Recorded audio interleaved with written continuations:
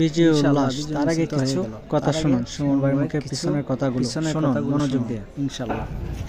আমরা একটা ব্রিজ বানাইছি, কোন সময় খাটের কোন সময় পাকা ব্রিজ বানাইছি। আমার প্রশ্ন হইল 49টা ব্রিজ যে আমি বানাইছি মানুষের দাবির প্রেক্ষিতে, এটা আমার যত না সফলতা তার চেয়ে বেশি মাননীয় মন্ত্রীর ব্যর্থতা। একজন মন্ত্রী থেকে আমি বাপ থেকে আমার গোলাপুরিরে যদি আমার বাইয়ে চালায়, মানে চাষায় চালায়, তাহলে এটা বাপের ব্যর্থতা নেই। তারপরে বাপের ক্ষমতা তৈরি যদি চাষায় চালায়, চাষায় চালানি লাগে, তাহলে এই বাপের টাইনালা কতখান টান বাপ। আপনারা যে রাস্তাটা বানলে, আপনারা আজকে ভাবতেছেন যে 7 তারিখে নির্বাচন, এর পিছিয়েও করলো একলা, এইভাবে ভাবতেছেন হয়তো, কিন্তু এটার প্রভাবটা আমি আপনারা একটু জানাই। এই যে রাস্তাটা যদি ভাঙা থাকে, কিটা কিটা সমস্যা হয় আমি আপনারা বহুত দিন আপনারা ভাঙা আছেন না, এটা কিটা কিটা সমস্যা হয়েছে আমি আপনারা ভাই। ওই মেইন রোড থেকে যদি যে বেটা 10 মিনিট আতো আছে, বাপসের রোয়ানা দিয়ে আইয়া মসজিদ নামাজ পড়বো, এ বেটা আইয়া নামাজ পাইছে না বাংলা। যে বেটা 4টার সময় মনে করছে একটা প্রোগ্রাম আছে, 3:30টার রোয়ানা দিলেও গিয়া 4টায় বুঝাইতে পারছে না। আর বুড়া মানুষের যত জনের নৌকা কমর ওষুধ খায়, এটা শিওরটা হয় না। আপনি এই বাংলা রাস্তার লেগে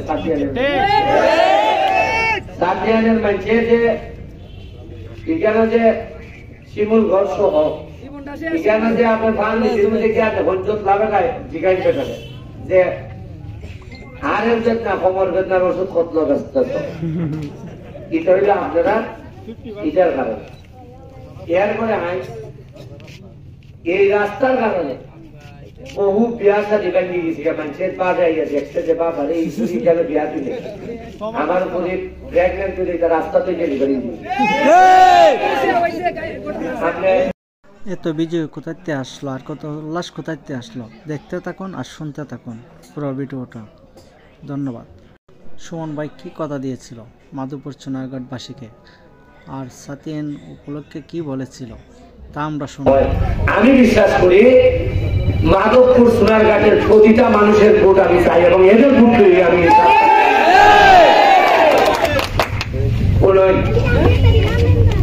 রাস্তা বানানো উঠে নাসিরনগর যারা যাইতো এই রাস্তা আর ব্যবহার করতো না।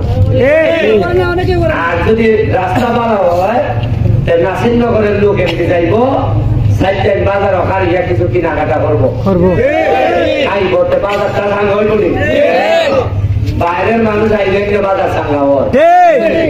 আর রাস্তা ভাঙা হইলে আর কেউ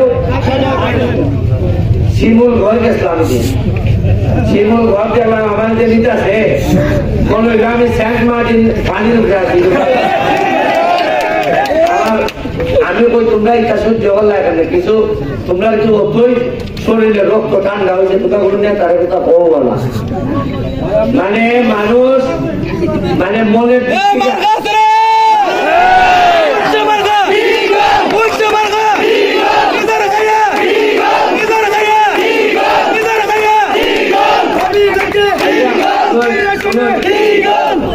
এরপরে চলক কথা চলক। এখন আমি আমার এরা যারা নৌকা ভোট দিত, এখানে তো 2-4 জন আছে নৌকা ভোট দিত, আমার পক্ষে বলতে আছে আমি আপনারা জিগাই পেয়েছিলাম নৌকা ভোট দিত। আমরাও নৌকার মানুষ, আমরাও নৌকার মানুষ।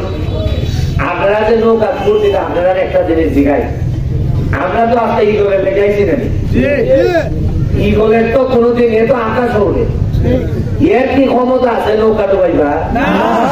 নৌকা যদি ডুবে একমাত্র নৌকার মাঝির কারণে ডুববে, নৌকা যদি ডুবাই একমাত্র মাঝে ডুবাইবে। বরং আমরা যারা ইগলে লেগাইছি আমরা চাইতেছি যে কোনো না কোনো ভাবে মাঝিটারে বদল হইয়া নৌকাটা যাতে না ডুবে, আমরা এটার মধ্যে মাঝি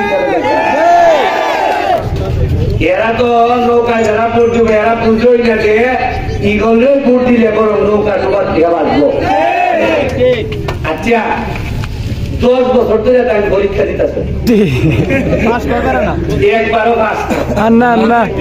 এরপর আবার পরীক্ষা লেখা পড়ছে, আর আমি বইলে বেড়াইছি কাম করার আগে মানুষের যে ভাবে ডাক মারে বোঝা যায় তো আমার 11 বছর ধরে ছিল। সুমন ভাই সুমন ভাই খোলায় আমি চিন্তা করলাম যে এটা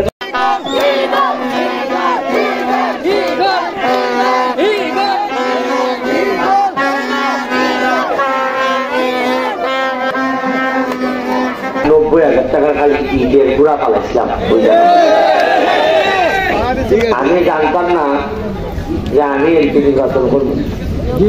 আজকে ওই 7-8 বছর আগে 90,000 টাকা যে ইটের গুড়া, পুরা ইটের গুড়াটা এখন এটা ভালোবাসা হয়ে আমার উপরে না দিয়েছে আপনাদের।